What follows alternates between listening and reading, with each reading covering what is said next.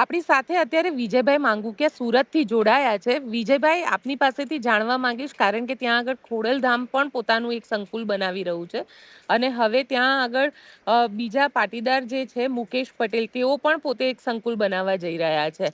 આને લઈને આપ શું કહેશો? ક્યાંક પાટીદારો બે ભાગમાં વહેંચાઈ રહ્યા છે? જી, સામાજિક ઉત્થાન માટે અનેક સંસ્થાઓ આજ દિન સુધીમાં બની છે ને. પાટીદાર સમાજ જ્યારે નવું કોઈ સંસ્થા કે સંકુલ ઊભું કરવા જતું હોય ત્યારે સ્વાભાવિક રીતે થોડા નાના મોટા ખટરાગો હોય, પરંતુ મેં મારા લેવલથી પ્રયાસ કર્યો છે કે પાટીદાર સમાજ વેરવિખેર ન થાય અને સંકુલ બને એમાં કોઈને વાંધો ન હોવો જોઈએ, અને સંકુલ બને છે તો નાના અને મધ્યમ વર્ગના લોકોને ફાયદો થશે. અને સામાજિક દ્રષ્ટિકોણથી વિચારવા જઈએ તો જ્યારે સમાજ અને સમાજના ધનપતિઓ અને તવંગર લોકો જ્યારે આ વાત વિચારતા હોય, સંકુલ બનાવવાની વાત વિચારતા હોય, ત્યારે ચોક્કસ ભેગા મળીને કામ થાય એવું કામ અલગ થઈને ન થતું હોય. ત્યારે નરેશભાઈને મોટું મન રાખી, કૂણું મન રાખીને જે કોઈ સુરતના સ્થાનિક ઉદ્યોગપતિઓ જ્યારે આવું વિચારતા હોય ત્યારે એને આવકારવું જોઈએ અને મોટું મન રાખીને, સહમતિ રાખીને, સમર્પણ ભાવ સાથે ભેગા મળીને કામ કરવું જોઈએ, એવું મારું સ્પષ્ટ માનવું છે. પણ અત્યાર સુધી તો ખોડલધામ, કાગવડ એક જ સંસ્થા હતી. હવે તમે કહી રહ્યા છો કે અન્ય સુરતની સંસ્થા કરતી હોય તો નરેશભાઈએ સામે આવવું જોઈએ. પરંતુ અહીંયા જે સમાજના શ્રેષ્ઠીઓ ભેગા થયા હતા એમની અંદર એવી કોઈ વાત નથી. એમાં એક જ વાત થઈ છે કે સમાજ કલ્યાણ માટે આપણે ભેગા થઈએ છીએ ને. સમાજનું અત્યારે ચિંતા વધી છે, કારણ કે શૈક્ષણિક બાબત હોય કે આરોગ્ય બાબત હોય કે સમાજના વયોવૃદ્ધ લોકો અહીંયા જે વસવાટ કરે છે તેમના પરિવાર માટે જે વિચારવાનું હોય અને જે સમાજની સુરક્ષાની વાત હોય, ત્યારે એ ચિંતન વિષય ઉપર વિચાર વિમર્શ કર્યો હતો, વિચાર ગોષ્ઠીનું કાર્યક્રમ રાખ્યો હતો. ત્યારે કોઈ સંસ્થાનું નિર્માણ થાય, વિશેષ રીતે માતાજીના કુળદેવી માતાજીનું મંદિર બને, તો આસ્થાનું કેન્દ્ર બને, તો લોકો એકત્રિત થાય. અને બીજા આરોગ્ય કેન્દ્રો ઘણા બનાવ્યા છે, ઘણા શૈક્ષણિક સંકુલો પણ બનાવ્યા છે.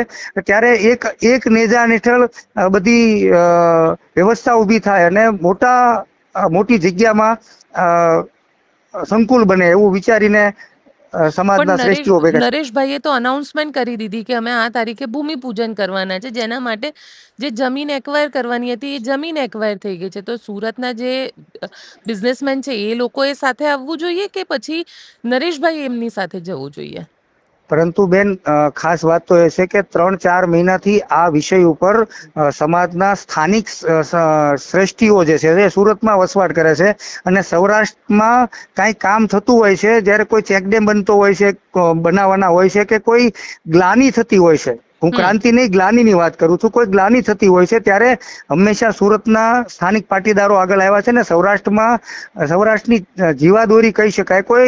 કોઈ નાના મોટા પ્રશ્નો હોય, કોઈ લુખ્ખાઓ, અસામાજિક તત્વો કે ટપોરીઓ હેરાન કરતા હોય, ત્યારે સુરતથી જ મોટા ભાગે મદદ થતી હોય. ત્યારે સુરતના શ્રેષ્ઠીઓ ભેગા થતા હોય ત્યારે ચોક્કસ નરેશભાઈને અને સુરતના શ્રેષ્ઠીઓને ભેગા મળી અને આ વિષય ઉપર ચર્ચા કરવી જોઈએ.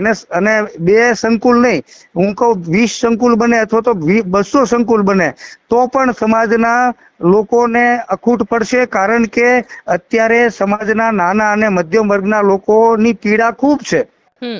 પણ ધીરુ એટલે ગજેરા તો એવું કહી રહ્યા છે વિજયભાઈ કે સમાજે કોઈ પોલિટિકલ પાર્ટીનો હાથો ન બનવો જોઈએ. જે કાગવડની મુખ્ય સંસ્થા છે ખોડલધામ, આપણે એની સાથે જ રહેવું જોઈએ.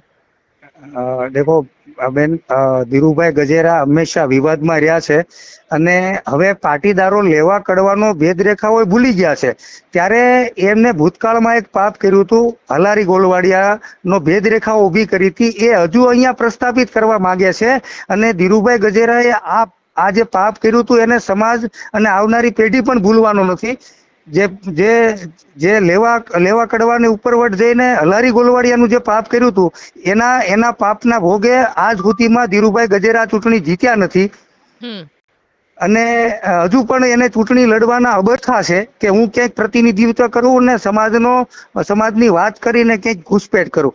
અમે ડ્રગ્સ વિરોધી અભિયાન, ગામડાઓને જીવતો કરવાનું અભિયાન, દીકરીઓ ભાગતી હોય તો અવેરનેસ માટે ડ્રગ્સ માફિયાઓ સામે, સાયબર માફિયાઓ સામે અભિયાન ચલાવી રહ્યા હોય તો પણ ધીરુભાઈ ગજેરા વિડીયો મૂકીને અમારો વિરોધ કર્યો છે. મહત્વની વસ્તુ એ છે વિજયભાઈ કે આમાં તમને એવું નથી લાગતું કે સમાજ બે ભાગમાં વહેંચાઈ જશે? સમાજે સાથે આવવું જોઈએ, અને કાગવડની સંસ્થા તો ઘણા વર્ષોથી ચાલી રહી છે. દેખો, કાગવડને કોઈ રોકટોક નથી, કાગવડ સંસ્થાને કોઈ રોકટોક નથી.